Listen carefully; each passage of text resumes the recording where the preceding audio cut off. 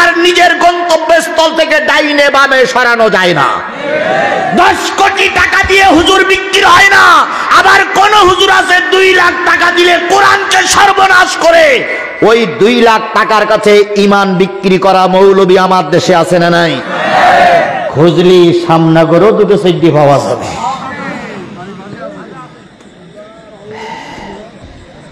আমার ভাইয়েরা, আবু আইয়ুব আনসারীর বাড়িতে নবীজি মেহমান। আবু আইয়ুব বললেন স্ত্রী ঘরের ভিতরে কি আছে? কয় কিছু জবের আটা আছে, রুটি বানাও, আর গোশতের জন্য একটা ছোট্ট ছাগল আছে, জবাই করো। জবাই করে নবীজির উত্তম খানা পিনার ব্যবস্থা করতে হবে। নবীজির সামনে যখন রুটি আর গোশত দেওয়া হলো, দয়ার নবী মায়ার নবীর চোখ বেয়ে বেয়ে টপ টপ টপ টপ করে পানি পড়তেছে। আবু আইয়ুব বললেন, ইয়া রাসূলুল্লাহ, কাঁদেন কেন? কেন রুটি আর গোশত খান না? নবীজি 2টা রুটি আর 2টা গোশত নিয়ে বললেন, আবু আইয়ুব রে, আমার কাছে চলে এসো। আবু আইয়ুব চলে আসলেন। নবীজি কানের কাছে মুখ লাগাই বললেন, রুটি 2 কানার, গোশত 2 পিস, আবার মেয়ে ফাতেমার কাছে পৌঁছায়া দাও। আবু আইয়ুব বলেন, ইয়া রাসূলুল্লাহ, খাইতে আর কতক্ষণ লাগবে? খেয়ে আপনার মেয়ের জন্য নিয়ে যাবেন? কয় না না, আমি যখন বাসার থেকে আসতেছিলাম, ফাতেমা আমার হাতখানা ধরে বললেন, আব্বু, নিশ্চয়ই কোনো মেহমানের বাড়ি আপনি যাচ্ছেন, আপনাকে লোক মেহমানদারি করবে, কিন্তু একটা জিনিস মনে রেখেন, আপনিও 7 দিন না খাওয়া, আমিও 7 দিন না খাওয়া। হয়তো রকমারি খাদ্য পেয়ে আপনার মেয়ের ফাতেমার কথা আপনি ভুলে যাবেন। বাবা, আপনি যদি আমাকে রেখে খানা খান, আমি বুঝবো আপনি আমার মহব্বত করেন না। আমি আমার মেয়ের মাথায় হাত দিয়ে বলেছি, মারে, তোর বাপ যদি একটা খেজুর খায়, তোরে না দিয়ে খাবে না। রুটি 2 খানা নিলেন, গোশত 2 খানা নিয়ে হযরত আবু আইয়ুব ফাতেমার বাড়ি পৌঁছে দিলেন। তারপরে নবী খানা খাইলেন। 7 দিন পর্যন্ত না খাওয়া নবী নিজের পরিবারের কথা ভুললেন না। তিনি হলেন নবী। সেই নবীর নামে দুরূদ আর সালাম দিয়ে শুরু করছি। সকলে মিলে বলছি সাল্লাল্লাহু আলাইহি ওয়াসাল্লাম। বন্ধুগণ, এই খোলা ময়দানে বসে আছেন কি শোনার জন্য? কোরআন শোনার জন্য। কি শোনার জন্য? এই মাহফিলটার নাম কি মাহফিল? তাফসীরুল কোরআন মাহফিল। মানে কি? তাফসীর মানে হলো ব্যাখ্যা, আর কোরআন মানে কোরআন। তাহলে যেই মাহফিলে কোরআন থেকে তাফসীর করা হয়, ওই মাহফিলটার নাম কি? এটা কিন্তু ওয়াজ মাহফিল নয়, এটা কিন্তু হালকা জিকিরের মাহফিল নয়, এটা কিন্তু দোয়ার অনুষ্ঠান নয়। এটা কিসের মাহফিল? তাফসীরুল কোরআন মাহফিলে কোরআন থেকে তাফসীর হোক, এটা কি আপনারা চান? সবাই চান? তাহলে আসুন, কোরআনের তাফসীর করতে গেলে কি লাগে সেইটা আমি বলি। আল্লাহ রাসূল বলেছেন, আল্লাহ নবী বলেন, আদ-দীনু নাসিহাতুন সালাসা কুল্লা লিমান ক্বালা লিল্লাহ ওয়া লিকিতাবিহি ওয়া লিরাসূলিহি ওয়া লিআইম্মাল মুসলিমিনা ওয়া আম্মাতিহি।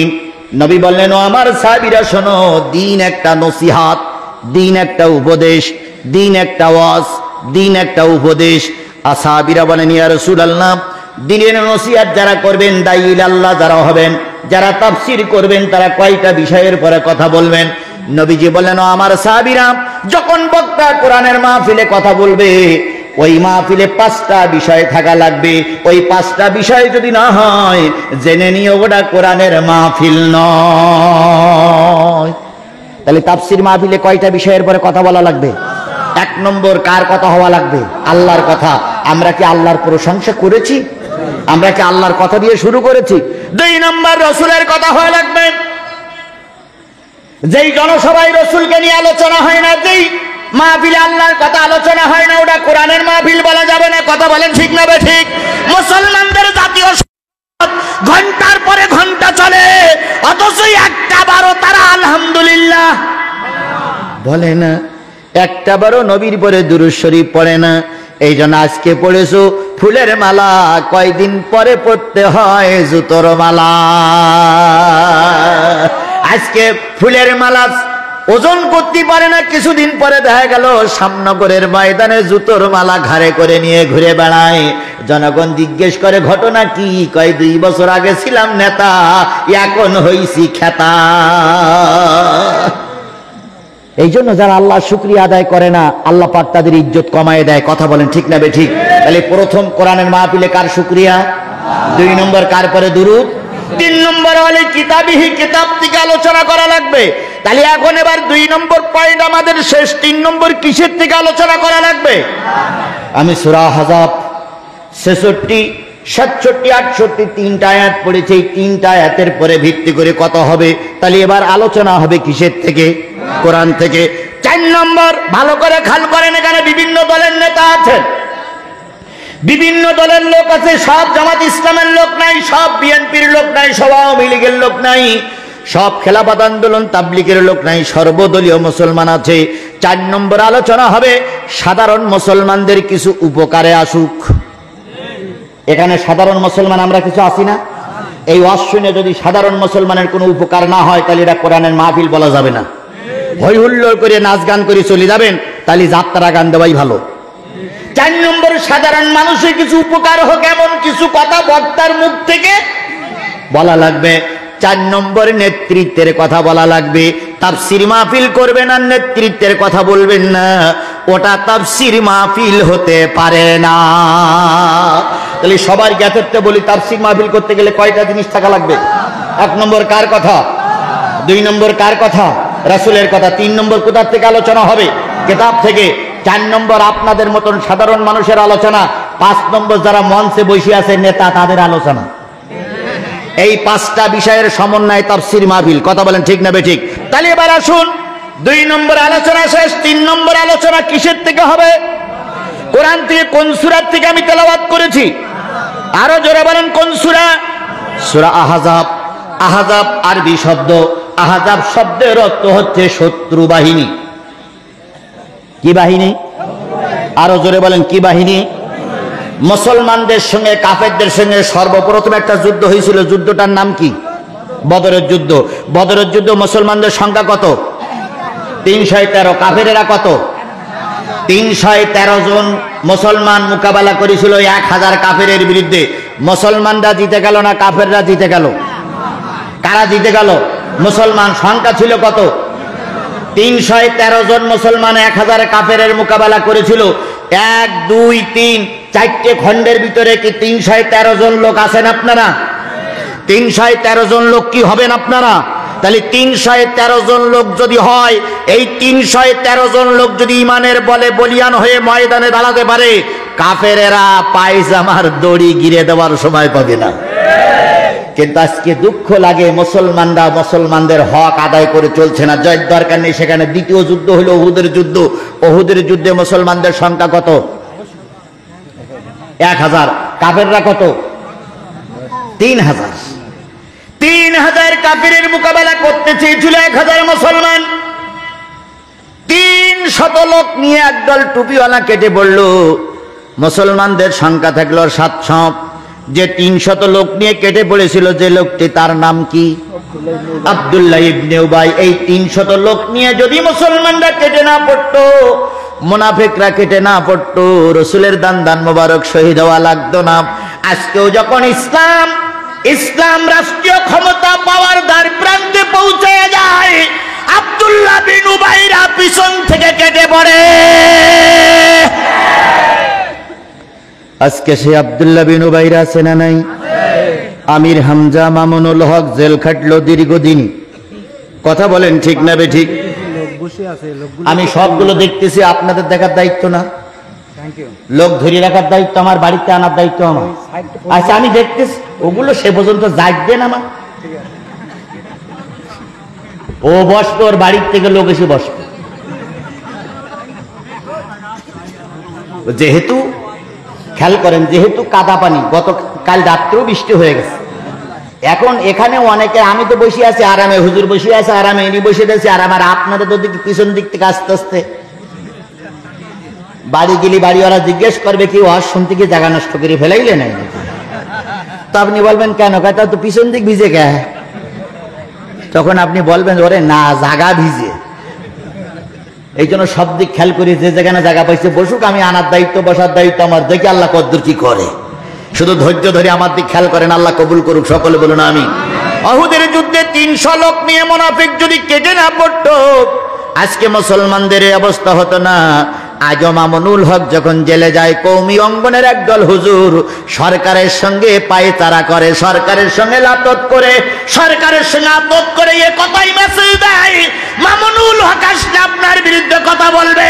এদের কারণে মামুনুল হক দীর্ঘদিন জেল খাটলো। কথা বলেন ঠিক না ঠিক?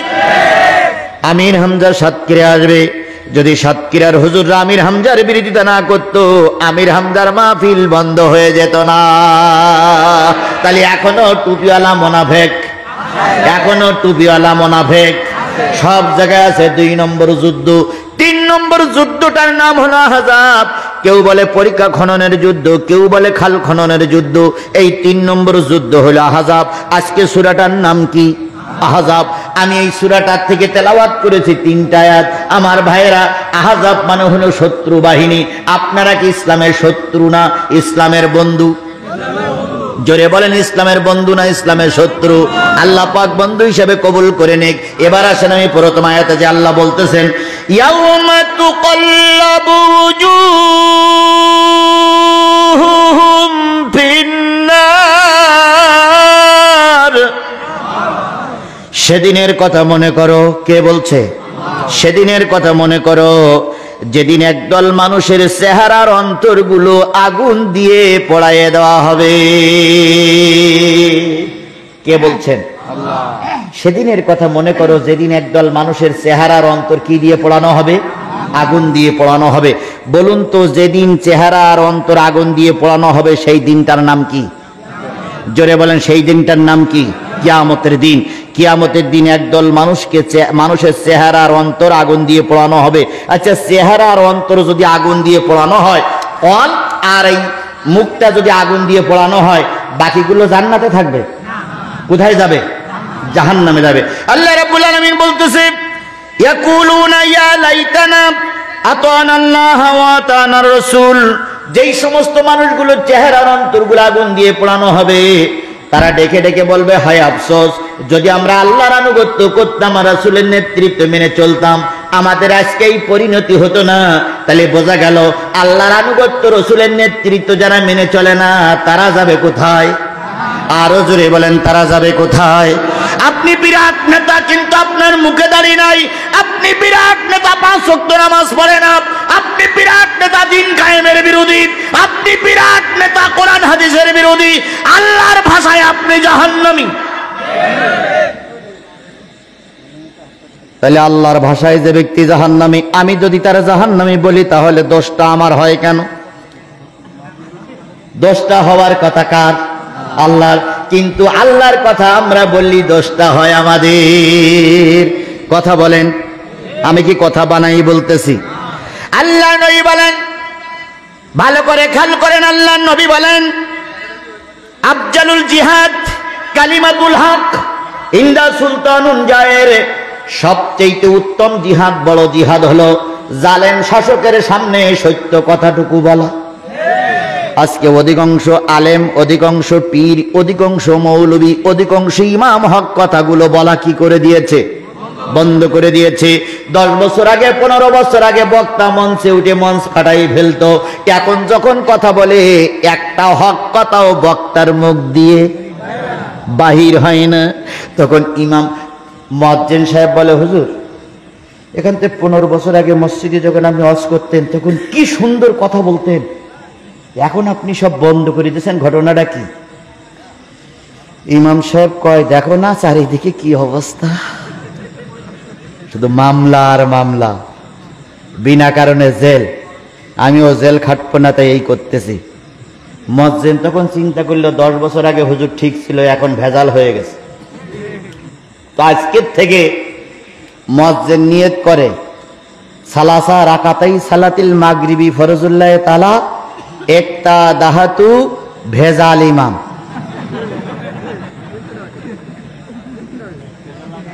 কি ইমাম? ভেজাল ইমাম। আসলে কি ভেজাল ইমাম হবে? একটা দাহাতু বিহাজাল ইমাম, কিন্তু মুয়াজ্জিন নিয়ত করে একটা দাহাতু ভেজাল ইমাম। এখন ইমাম শুনেও শোনে না, ইমাম শোনে তা খেয়াল করেন। এখন একদিন জোরে বলতেছে, মাগরিবি ফরজুল্লাহ তাআলা একটা দাতু ভেজাল ইমাম। ইমাম সাহেবের শুনে একটু প্যাস্টেসি লেগেছে। নামাজের পরে বলতে, মদ্দুর সাহেব কয় বছর মজ্জিনি করতেছেন? কয় 22 বছর। 22 বছর মজ্জিনি করতেছেন, এখন ইমাম সাহেবের পিছনে কি বলে নিয়ত করতে হয় তা জানেন না। কয় কোন জায়গায় ভুল হচ্ছে হুজুর? কয় একটা দাও তুমি হাজাল ইমাম, আপনি বললেন যে ভেজাল ইমাম। কয় হুজুর 10 বছর আগে জানতাম আপনি হাজাল ইমাম, যেখান থেকে আপনি হক কথা বলা বাদ দিয়েছেন সেখান থেকে জানি আপনি ভেজাল ইমাম। আজকে আমার সমাজে সঠিক ইমাম বেশি না ভেজাল ইমাম বেশি? স্পষ্ট করে বাঘের বাচ্চার মতন বলবেন, সঠিক ইমাম বেশি না ভেজাল ইমাম বেশি?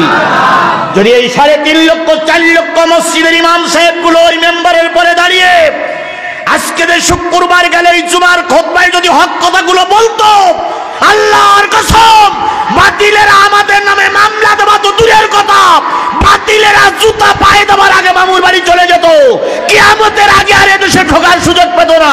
আজকে আমাদের মতন ভেজাল ইমামদের কারণে আর একজন হুজুর জেল কাটতেছে।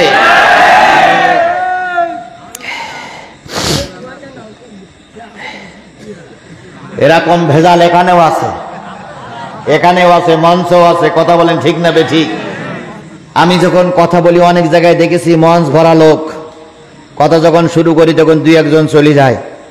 তার একজন জিজ্ঞেস করে কই যাও? কয় যেভাবে আলোচনা করতেছো হুজুর তো মরিছে, আর আমারও চাকরিটা যাবে, তো হুজুর যা পারে করুক, আমি চলে গেলাম। 15 জন মঞ্চে নিয়ে কথা শুরু করি, তাকাই দেখি সভাপতিও নাই। তা মাইকলার কালাম কি ঘটনা? কয় হুজুর যে আলোচনা করতেছেন সভাপতিও চলে গেছে। এরকম নির্ভেজাল ইমাম আমার দেশে আছে না নাই? এই ভেজাল ইমামদের কারণে আজকে আমার সমাজ কলুষিত। কথা বলেন ঠিক না বেঠিক? আল্লাহ রাব্বুল আলামিন বলে, শোনো, কিয়ামতের দিন মুসিবতের কালে একদল মানুষের চেহারার অন্তর দিয়ে পোড়ায় দেওয়া হবে। তাদের দোষ হচ্ছে তারা কার আনুগত্য করতো না? আল্লাহর আনুগত্য করতো না, রসুলের নেতৃত্ব মেনে চলতো না। তাহলে বোঝা গেল যারা রসুলের নেতৃত্ব মেনে না চলে, আল্লাহর আনুগত্য না করে, তারা যাবে কোথায়? আরো জোরে বলেন, তারা যাবে কোথায়? এবার আপনি মনে করতেছেন তারা জাহান্নামে যাবে, আমার তো কোনো কাজ নাই। আল্লাহ পাক এবার বলতেছেন, ইয়াউমা নাদু কুল্লা উনাসিম বিইমামিহিম, কিয়ামতের দিন সকল ইমাম সহ অনুসারীদের ডাকা হবে, সকল মেম্বার সহ, সকল চেয়ারম্যান সহ, সকল এমপি সহ সবাইকে ডাকা হবে। নেতারা থাকবে সামনে, কর্মীরা থাকবে পিছনে। তাহলে বোঝা গেল আজকে যদি এমন দল করেন যে দলের নেতা কর্মী জাহান্নামে যাবে, তুমিও মৌলবী যদি সেই দল করো, তোমাকেও জাহান্নামে যাওয়া লাগবে। এই যে কয়েকদিন আগে ভোট হচ্ছে আর ভোট হবে, এই যে এক ভোট হয়ে গেল আর এক ভোট আসতেছে, ভোট করতেছে ওনারা, গোল দিচ্ছে ওনারাই, পুরস্কার দিচ্ছে ওনারাই, ঘোষণা দিচ্ছে ওনারাই। সরকার বাহাদুরকে বলি, সব যখন আপনারা ভাও কোটি কোটি টাকা খরচ করে, লাভটা কি? ভাও সম্পদ নষ্ট হচ্ছে না? এগুলো করার দরকার। আপনি বলে দেন অমুক লোক নেতা, সেই নেতা হয়ে যাক। আবার ওনারা পাশ করিয়ে ফুলের মালা গলায় দিয়ে ঘরে আর কয় আমি বিপুল ভোটে পাশ করিয়া গিয়েছি। ওর কথা শুনে কুকুরও হাসে, আর ভুতুম পেশা ফ্যাক্ট করে ওঠে, কয় তোর থেকেও ভোট দেয়নি, তুই কি বিপুল ভোটে পাশ করলি? যশোরের মাঠে খেলা করবে খুলনার কুষ্টিয়ার পার্টি। এখন কুষ্টিয়ার পার্টি আসেনি, খুলনার পার্টি এসে গেছে। তো এখন বিরাট খেলা, ঢাক ঢোল পিটানো হয়েছে। যশোরের পার্টি একাই এসে দেখে কুষ্টিয়ার পার্টি নাই, তো বিপক্ষে কেউ না থাকলে তো খেলাও জমে না। এখন কর্তৃপক্ষ চিন্তা করতেছে কোটি কোটি টাকার টিকিট বিক্রি করেছে, এখন যদি বলে ওই পক্ষে আসেনি তাহলে তো পিটেন খেয়ে মরতে হবে। তো খেলা নিজেরাই করি। তো নিজেরাই করি, একজন প্লেয়ার 11 খান করে গোল দিচ্ছে। তো গোল দিয়ে বাড়ি গেছে। বাড়ি যাওয়ার পরে যে সবচেয়ে খারাপ খেলা করে সে খুব খুশি ভাব। তো স্ত্রী বলতেছে, কি আজকে এত খুশি ভাব কেন?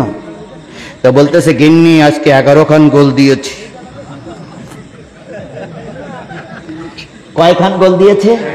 11 খান গোল দিয়েছে। তো স্ত্রী বলতেছে, আমি আর জীবনে, এই 14 বছরের জীবনে আমি দেখেছি তুমি যেখানেই খেলা করতে যাও সেখানেই গোল খেয়ে বাড়ি এসো। এমনকি দর্শক তোমার কিছু দেওয়া লাগবে না, ডিস্টার্ব করে কেন?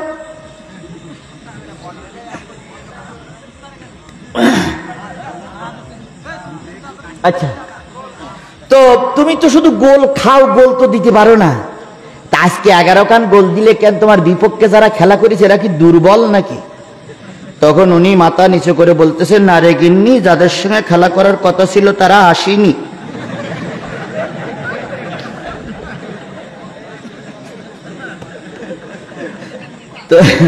তো স্ত্রী বলতেছে, তাই 11 কান দিলে কেন? 110 কান দিতে পারোনি? আজকের অবস্থা তাই হচ্ছে। কথা বলেন ঠিক না বেঠিক? দুই পক্ষে খেলা করার কথা ছিল, কথা বলেন ঠিক না বেঠিক? এক পক্ষকে ময়দানে আসতে দেওয়া হয়নি, এক পক্ষকে ময়দানে খেলতে দেওয়া হয়নি। নিজেরাই খেলা করে নিজেরাই পাস করে ফুলের মালা গলায় দিয়ে আমি বিপুল ভোটে পাস করিয়া গিয়েছি। তুমি যদি বিপুল ভোটে পাস করতে চাও, বিপক্ষে পার্টিকে ময়দানে নামতে দাও, দেখি তুমি কোন মায়ের দুধ খেয়েছ আর আমি কোন মায়ের দুধ খেয়েছি। তোমার কতটুকু জনপ্রিয়তা আর আমার কতটুকু জনপ্রিয়তা, আমাকে ময়দানে নামতে দাও, দেখি জনগণ তোমারে ভোট দেয় না আমারে ভোট দেয়।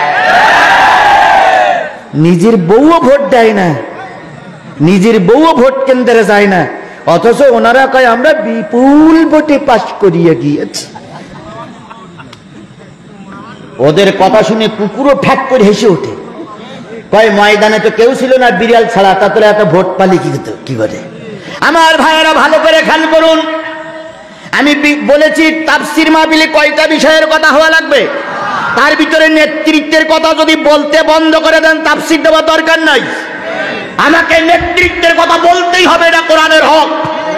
তুমি জুলুম করবা, তুমি চুরি করবার আমি বলতে পারবো না, তোমার একলা দেশ নয়, আমারও দেশ। তোমার যদি বুক ফুলিয়ে কথা বলার অধিকার থাকে, আমারও বুক ফুলিয়ে কথা বলার অধিকার আছে। তোমার টাকায় আমি চলি না, আমার টাকায় তোমার সরকার চলে। তোমার ওসি তোমার টাকায় আমার বউ পরনে কাপড় ওঠে না, বরং আমার টাকায় তোমার বউ কাপড় পরে।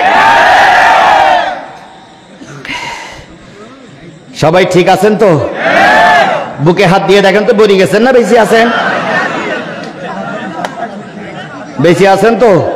তাহলে বুঝেন, যদি আমারে ধরে নিয়ে যায় সবাই পালাবেন তো? পালাবেন তো? পালাবেন তো? তাহলে হাত উঁচু করে দেখাতে হবে, ময়দান থেকে যত বাধা আসুক ময়দান ছেড়ে চলে যাব না। আমরা 500 লোক হলু, ওরা যদি 500 আছে, 500 লোকেই মোকাবেলা করবো, তবু ময়দান ছেড়ে চলে যাব না। কারা কারা রাজি আছেন? 2 হাত উঁচু করে আল্লাহরে দেখায় দেন।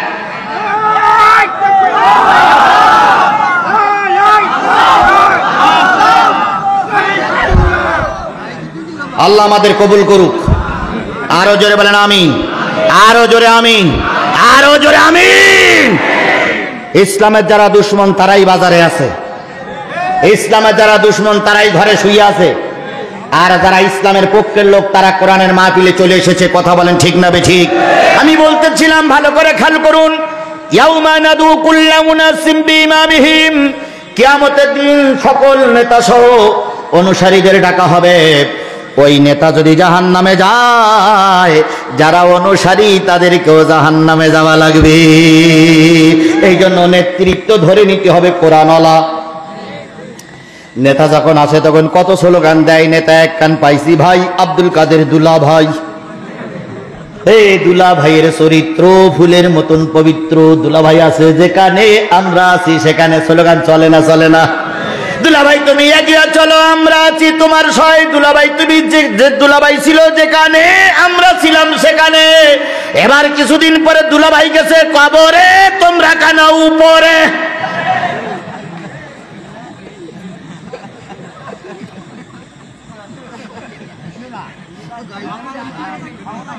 কথা কি ঠিক? তাহলে বোঝা গেল, যেই নেতা এহকালে কাজে লাগবে না, সেই নেতা পরকালেও কাজে লাগবে না। এই জন্য আল্লাহ রাব্বুল আলামিন বলতেছে, কিয়ামতের দিন একদল মানুষের চেহারার অন্তর কি দিয়ে পোড়ানো হবে? আগুন দিয়ে পোড়ানো হবে। তার দুটো দোষ, একটা তারা আল্লাহর আনুগত্য করতো না, আর একটা রাসূলের আনুগত্য করতো না। তাহলে রাসূলের আনুগত্য করতে হবে, আল্লাহর আনুগত্য করতে হবে। 1 নম্বর শিক্ষা। وقالوا ربنا إنا أطعنا ساداتنا وكبراءنا فأضلونا سبيلا। যাদের চেহারার অন্তর আগুন দিয়ে পোড়ানো হবে, ফেরেশতারা জিজ্ঞেস করবে, ও শ্যামনগরের মুসলমানেরা, ও জয়নগরের মুসলমানেরা, তোদের পাশে এত বড় একটা মাদ্রাসা, তারপর তোরা জাহান্নামে আসলি কেন? বিরাট মাদ্রাসা না আপনাদের? দেখি আসলাম এই মাদ্রাসা থেকে কি তৈরি হয়? আলেম তৈরি হয়, আলেম তৈরি হয়, আলেম তৈরি হয়। আলেম হয়তো এখান থেকে 10-15 বছর আগে তৈরি হতো, এখনো হয়, কিন্তু নেতৃত্বটা পরিবর্তন হওয়ার কারণে আলেমের জায়গায় জালেমদের মাতব্বরি বেড়ে গেছে। হয়তো বলতে পারেন, হুজুর আমাদের বুকির পরে দাঁড়িয়ে আমাদের বিরুদ্ধে কথা না, আপনাদের বলতেছি না, তবে অধিকাংশ জায়গায় জালেমরাই মাতব্বরি করছে। কথা বলেন ঠিক না বেঠিক? আজকে মাদ্রাসা কমিটির নেতৃত্ব দেবে তারাই যারা কোরআন শরীফ ভালো জানে, হাদিস শরীফ যারা ভালো জানে তারাই। কিন্তু এখন এমনও নেতৃত্ব দিচ্ছে যারা এশার নামাজও পড়ে নাই। আজকে এখন সব টাকার খেলা চলছে। কথা বলেন ঠিক না বেঠিক? অতীতের মানুষের বড় সম্মান, অতীতের মানুষের সার্টিফিকেট বেশি ছিল না, কিন্তু তাদের ঈমান ছিল পাকা। এখন বিরাট সার্টিফিকেটধারী হয়েছে, কিন্তু ঈমান হয়ে গেছে কাঁচা। টাকা কত নেবা দুলা ভাই? কত লক্ষ টাকা নিয়ে কবরে যাওয়া যাবে? কত মায়ের কোল খালি করে কবরে যাওয়া যাবে? শিক্ষা নাও আনারুল আজিম আনার থেকে। কোটি কোটি টাকার মালিক, জানাজা পড়ার জন্য মেয়ে কাঁদতেছে, এক টুকরা গোশত দাও, এক টুকরা গোশত দাও, আমি এই গোশত ছুঁয়ে জানাজা আদায় করব। তোমরাই আল্লামা সাঈদীর জানাজায় বাধা দিয়েছিল তুমি। সোহানের মতন একজন যুবককে তোমার কারণে হত্যা হতে হয়েছিল। সেদিন সোহানের মা কেঁদেছিল আর তুমি বগল দাওড়াইছিলে। এখন আল্লাহর কি খেলা, তোমার গোশতগুলো কুকুরিতে খেয়েছে, তোমার গোশতগুলো শুকরে খেয়েছে, তোমার গোশতগুলো জঙ্গলের হাইনারা খেয়েছে। এখন এক টুকরা গোশত আর খুঁজে পাওয়া যাচ্ছে না। এর নাম মালিকের খেলা। কথা বলেন ঠিক না বেঠিক? এখন লক্ষ লক্ষ টাকার বাণিজ্য চলছে। আমি আপনার কদমসি ধরে পায়ে ধরে জিজ্ঞেস করি, দুলা ভাই কত টাকা নিয়ে কবরে যাবা? আজকে মারা যাওয়ার পরে তোমার লাশের পরে মানুষ থুতু নিক্ষেপ করবে, তোমার লাশের জানাজা হবে না। আর আল্লামা সাঈদী 50টা বছর কোরআনের দাওয়াত দিয়েছে, তার কবরের পাশে এমন কোন লোক নাই দৈনিক 50,000 থেকে 1 লাখ লোক জিয়ারত করতেছে না। যেয়ে দেখেন, এখনো যদি আপনারা যান, হাজার হাজার মানুষ রাত দিন 24 ঘন্টা আসতে আসছে আর যাতে আছে। সেখানে এখনো পুলিশ প্রোটোকল দিয়ে, পুলিশ দিয়ে তাদেরকে ব্যারিকেড দিয়ে রাখা হচ্ছে। এখনো পর্যন্ত হাজার হাজার মানুষ, দেশি বিদেশি মানুষ জানাজায় শরীক হচ্ছে। আর তোমার আমার মতন এক টুকরা মানুষের গোশত পাওয়া যাচ্ছে না। টাকা নিয়ে কোথায় যাবা? কত টাকা দরকার? বেনজিরকে কাজে লাগাইছিল এই সরকার।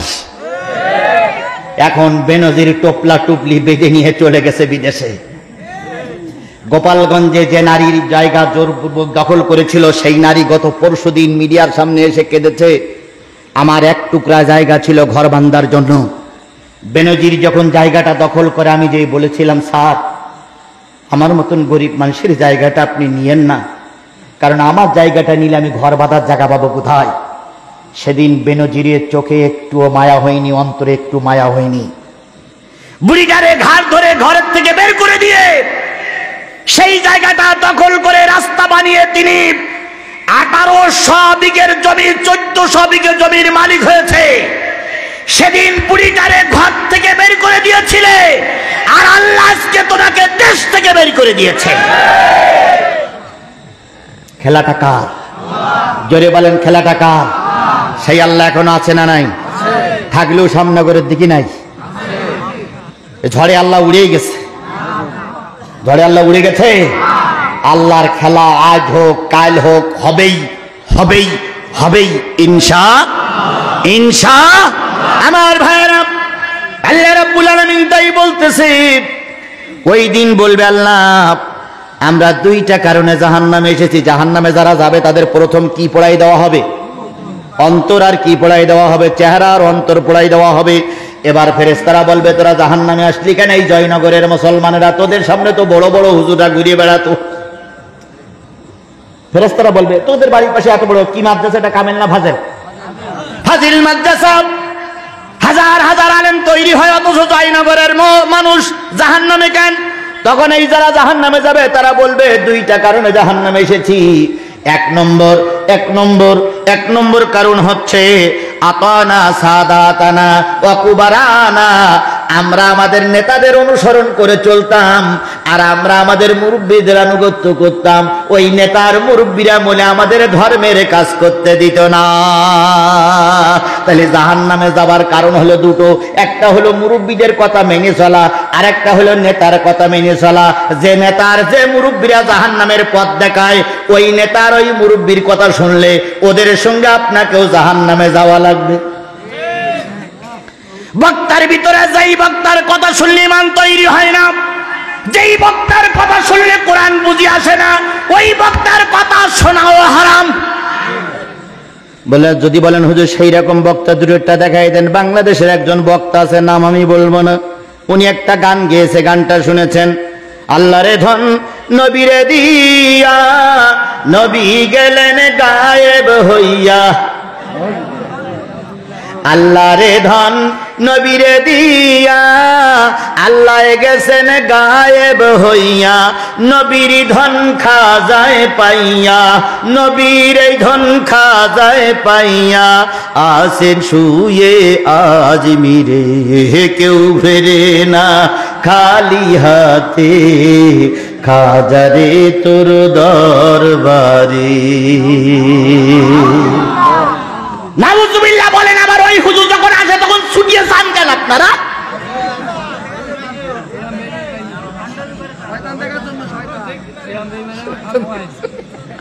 ও ভাই, আল্লাহরে ধন নবীরে দিয়ে আল্লাহ কি হয়ে গেছে? গায়েব হয়ে গেছে। আর নবীর ধন খাজায় পেয়ে আসেন শুয়ে আজমিরে। আর আজমিরে গেলে কেউ খালি হাতে ফিরে না, এই কথা যে বিশ্বাস করে, এই কথা যে বিশ্বাস করে, ওই বক্তা যদি হেলিকপ্টারও চলে, ওই বক্তা বেঈমান, ওই বক্তা বেঈমান। কথা বলেন ঠিক না বেঠিক? অথচ উনি যখন হেলিকপ্টারে আসে তখন আপনার আমার মতন বড় বড় হুজুররা যে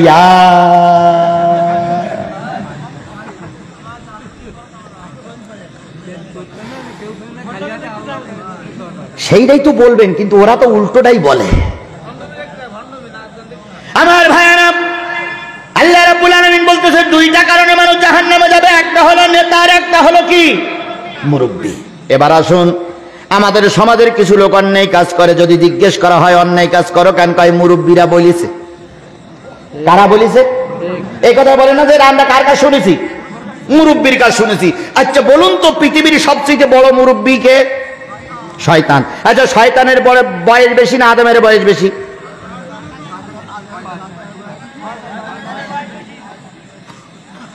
এই দুইজন লোক উঠলো কেন? এরা কি আমার শত্রু নেই নাকি? না, আল্লাহ আমাদেরকে কোরআন হাদিসের মাহফিলে শেষ পর্যন্ত কবুল করুক। আরো জোরে, আরো জোরে। আল্লাহ রসুল বলেছেন, ভালো করে শোনেন, আল্লাহ রসুল বলেছেন, তাদারুসুল ইলমে সাতাম মিনাল লাইলি খায়রুম মিন আহিয়াহিয়া। রাতের কিছু অংশ সময় যদি কোরআন হাদিসের মাহফিলে বসে থাকো, সারা রাত্র জেগে জেগে তাহাজ্জুদ নামাজ পড়ার চাইতে বেশি সওয়াব আল্লাহ পাক দান করবেন। নবী আরেকটা হাদিসে বলেছেন, ফাদলুল আলিমি আলাল আবিদি কাফাদিলি আলা আদনাকুম, সুম্মা ক্বালা ইন্নাল্লাহা ওয়া মালাইকাতুহু ওয়া হুব্বুল হুদ ওয়া নুমলাতু ফি যুহরিহা লিসাল্লুনা আলা মুআল্লিমুন নাসিল খায়রা। নবী বলেন, ফাদলুল আলিমি আলাল আবিদি, হে আমার সাহাবীরা শোনো, তোমাদের কাছে আমি নবী আমার মর্যাদা যেমন, শেষ জামানায় এক সাধারণ মানুষের কাছে একজন হকপন্থী আলেমের মর্যাদাও তেমন। নিশ্চয়ই আল্লাহ, ফেরেশতা, সাগরের মাছ, গর্তের পিপিলিকা, কুল কায়নাতের সকল কিছু একজন সঠিক আলেমের জন্য দোয়া করতে থাকে। সুবহানাল্লাহ বলেন। এই জন্য যদি আমি মনে করে থাকেন, আপনারা যদি মনে করে থাকেন আমি সঠিক পথে আছি, সঠিক কথা বলতেছি, দয়া করে এখানে বসে থাকলে জীবনের গোনাগুলো মাফ হয়ে যাবে। এই জন্য সঠিক পথে থাকবেন, সঠিক কথা বলবেন। যদি মনে করেন জিহাদি ভণ্ডামি করতেছে, আল্লাহর কসম জিহাদির মাহফিলে আসার আপনাদের দরকার নাই। আর যদি মনে করেন জিহাদির কথা এবং কাজ, জিহাদির কর্ম এবং বলা এক, তাহলে জিহাদির মাহফিলে আসবেন। যদি মনে করেন ইসলামী আন্দোলনের অমুক নেতা কথা এবং কাজে মিল আছে, ওই নেতার সাপোর্ট করবেন। যদি দেখেন নেতার কথা আর কাজে মিল নাই, দয়া করে ওই নেতার সাপোর্ট করার দরকার নাই। কিছু কিছু লোক কয় হুজুর আমরা বুঝি না, তোমরা